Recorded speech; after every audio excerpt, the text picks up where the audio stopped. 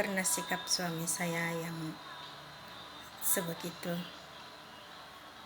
sikap penyelingkuhnya yang tidak berhenti. Saya coba mencari sesuatu yang boleh menjadikan saya berdikari, dan saya coba belajar untuk menjahit dari seorang cegu.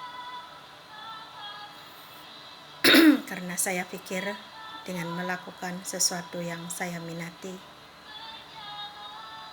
segala perasaan yang tidak menyenangkan itu dan merasa tidak bahagia itu akan terlupakan dan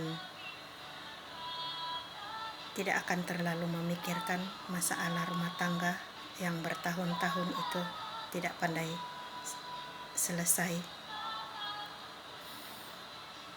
Jadi pada tahun 2006 itu, setelah beberapa bulan saya melahirkan anak yang keempat itu, saya memaksa suami saya membeli kedai untuk saya berniaga, dan bermulalah hidup saya menjadi usahawan yang tidak bertauliah, melainkan hanya berbakalkan keyakinan kepada diri sendiri dan percaya Tuhan akan selalu menolong di dalam niat saya itu.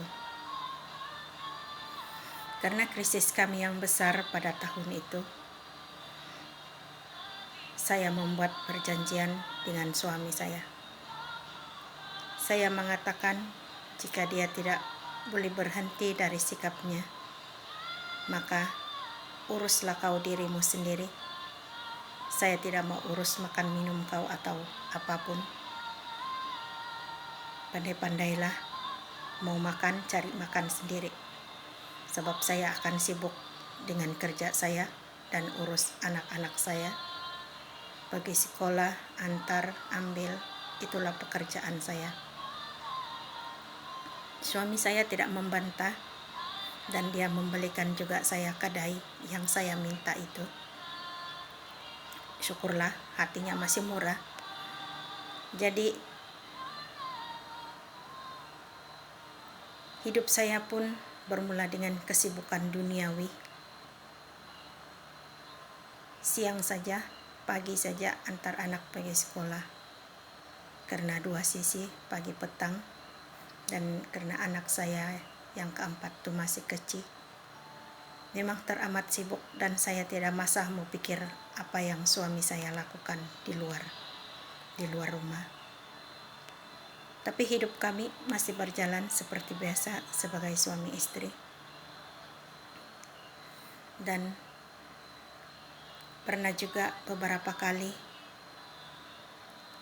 karena tidak tahan, saya coba melarikan diri juga, namun selalu terhalang karena anak-anak sudah pandai melarang untuk saya melarikan diri. Pernah juga keputusasaan saya terhadap suami saya itu, dan walaupun saya tidak putus-putus berdoa memohon kepada Tuhan,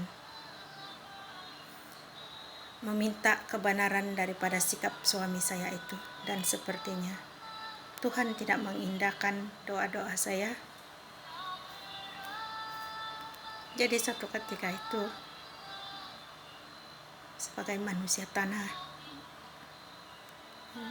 yang berdosa dan tidak berguna ini, saya coba menduakan keyakinan saya dengan coba untuk mencari kebenaran dari ilah-ilah dunia, karena pengaruh kawan-kawan mengatakan carilah homo kah itu kah ini kah. Tapi ya, pada mulanya saya beria-ia, sehingga saya bertanya kepada kakak saya, adakah orang yang boleh dijumpa, yaitu bomoka apakah? Tapi kakak saya mengatakan, janganlah buat begitu.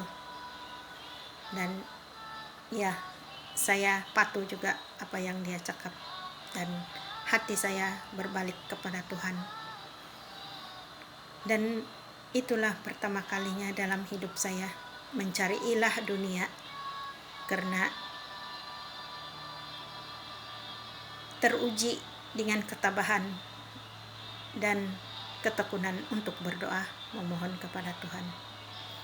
Tapi syukurlah Roh Kudus itu bekerja di dalam diri semua orang, karena semua perbuatan saya yang ingkar itu masih terhalang, dan saya berbalik kepada keyakinan saya bahwa Tuhanlah satu-satunya jalan bagi segala masalah di dunia ini.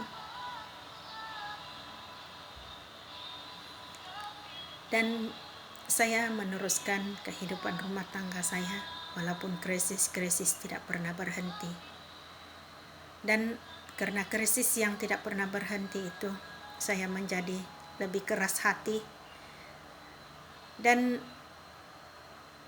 lebih bersikap mau menang terhadap suami saya, walaupun dia sendiri pun tidak pernah sekalipun meminta maaf kepada saya, karena sikap dan ketidakadilan dan ketidakjujurannya itu, penyelingkuhannya berlaku bukan sekali dua, malah berulang-ulang, sehingga anak-anak juga mendapat impak daripada perbuatannya.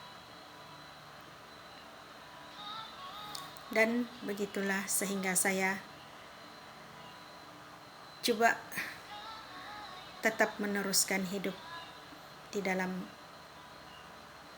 ketidaksenangannya perasaan saya itu karena sikap suami saya. Tapi karena anak-anak masih kecil, jadi setiap kali perasaan melarikan diri itu terbatal. Jadi satu ketika saya merasakan sesuatu yang tidak menyenangkan dalam diri saya, karena sepertinya selain daripada rasa trauma, saya seperti merasakan saya ini tidak sehat, karena saya seperti mendapat penyakit batin.